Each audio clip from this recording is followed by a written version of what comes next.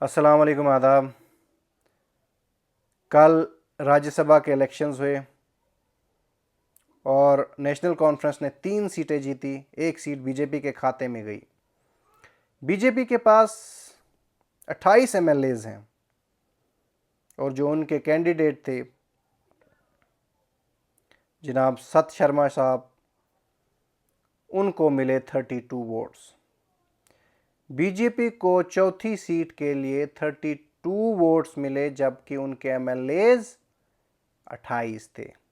ये 4 extra vote BJP को कहां से मिले, ये सब लोग जानना चाहते हैं और ये जानना चाहते हैं कि ये कौन है जिनके दिलों, ये कौन से एमएलएज हैं जिनके दिलों में बीजेपी के लिए प्यार पनप बैठा है। लेकिन सबसे बड़ी बदकिस्मती की बात और सबसे बड़ा शक के दायरे में कोई अगर आता है, सबसे पहले आता है शक के दायरे में, वो है नेशनल कॉन्फ्रेंस। क्योंकि नेशनल कॉन्फ्रेंस ने जब इलेक्शन से पहले भी चौथी सीट के लिए कोई कोशिश नहीं की।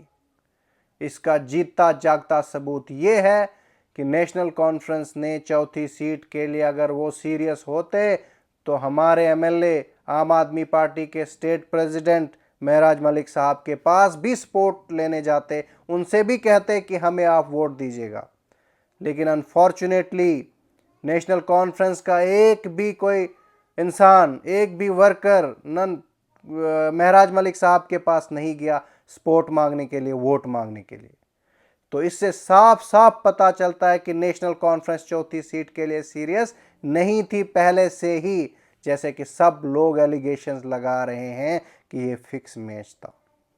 और ये चीज़ें भी इसी तरफ सिग्नल कर रही हैं, इसी तरफ पॉइंट कर रही हैं कि अगर उन्होंने पहले से ही कोशिश नहीं की तो कहीं ना कहीं ये फिक्स मैच ही था।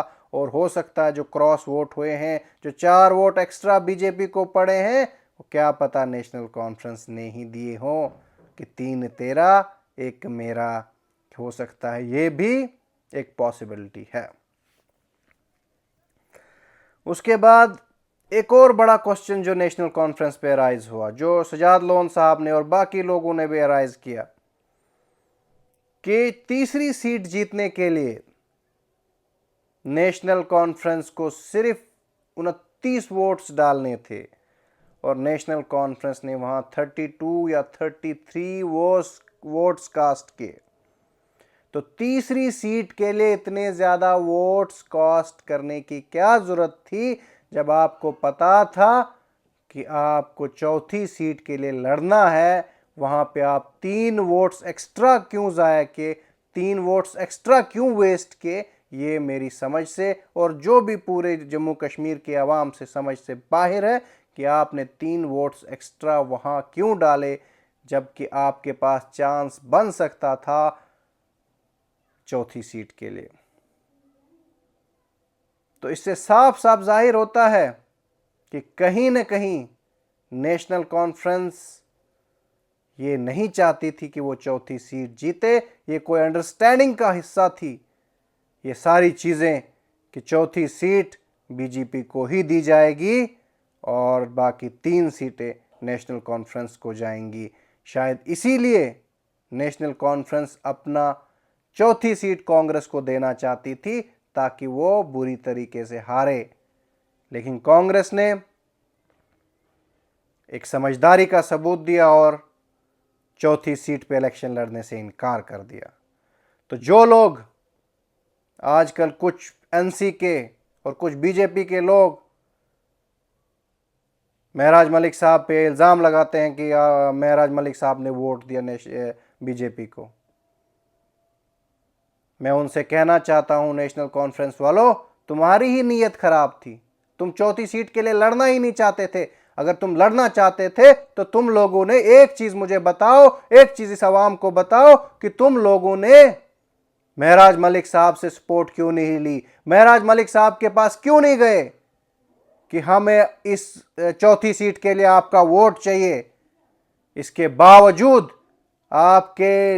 आपने वोट नहीं मांगा, इसके बावजूद महराज मलिक साहब ने नेशनल कॉन्फ्रेंस को वोट डाला ताकि जब उनको ये पता लगा, जब उनको ये कहा गया हो सकता है अगर आप अब्सटेन करोगे तो इसका फायदा बीजेपी को मिलेगा, तो उन्होंने तब जाके नेशनल कॉन्फ्रेंस को वोट डाला। अदरवाइज उन्होंने मन बना लिया था कि मैं किसी को वोट नहीं डालूंगा, क्योंकि बीजेपी और एनसी का लग रहा है कुछ अंदर से अंडरस्टैंडिंग है, तभी जो है नेशनल कॉन्फ्रेंस आज तक मेरे पास नहीं आई वोट मांगने के लिए। जब आप वोट ही नहीं मांगोगे तो इससे साफ साफ पता लगता है आपकी सीरियसनेस का। इससे यह पता लगता है कि आपकी अंडरस्टैंडिंग थी चौथी सीट पे बीजेपी के साथ। तो आज जो आपके कुछ वर्कर्स है वो इल्ज़ाम लगा रहे हैं या तो पीडीपी पे या आम आदमी पार्टी के महराज मलिक साहब पे। अगर महराज मलिक साहब आपकी तरह कॉम्प्रोमाइज़ करते तो आज जेल में नहीं होते। आपने पता नहीं कि कौन कौन से केसेस ख़त्म करवाए कॉम्प्रोमाइज़ करके। तो महराज मलिक साहब जो लोगों की आवाज़ बने, आज वो जेल के अंदर नहीं होते अगर वो भी कॉम्प्रोमाइज़ करते। तो ये इल्ज़ाम सरासर गलत है। महराज मलिक साहब ने वोट नेशनल कॉन्फ्रेंस को ही दिया, इसलिए दिया ताकि बीजेपी को बाहर रख सकें। लेकिन सितम ज़रीफ़ी तो देखो कि नेशनल कॉन्फ्रेंस के अपने लोगों ने बीजेपी को वोट डाला, क्योंकि नेशनल कॉन्फ्रेंस और बीजेपी की अंडरस्टैंडिंग थी